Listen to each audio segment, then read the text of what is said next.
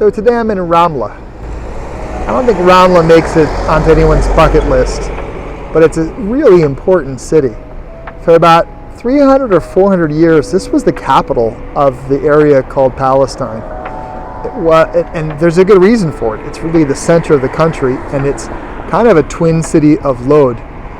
For the 1,000+ years that there was a Muslim majority or Muslim rule of this country, of this territory, there were really no cities, to my understanding, that were constructed by the various caliphates or various rules of the Ottoman empires or other empires, except for Ramle. Ramle is the one capital city, important city that was built during that period. It's pretty run down at this point from my perspective, but my understanding is that the unemployment level is about 0. There are a lot of important places historically. For Christians, this is thought to be Arimathea. So in the times of the Crusaders, there is a very large and beautiful church built here, which perhaps was the Church of Joseph of Arimathea, and later on became the Mosque of Omar. There's many mosques of Omar, but there's Mosque of Omar here in Ramle. This is also somehow the capital of World Karaite Judaism. If you haven't heard of the Karaites before, we got to meet their world center and their speaker. And this is a path in Judaism that's very, very old, not as old as the Samaritans, but very, very old.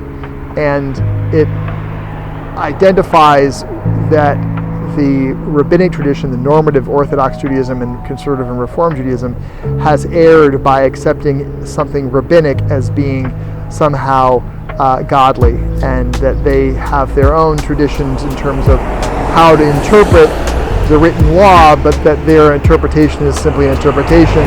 But it's, I guess, an important interpretation. I'm not exactly sure how they differentiate between what's a better or what's a worse interpretation, but that is what they seem to do. So that's Ramle. I'm sitting outside right now of the British Cemetery in Ramle.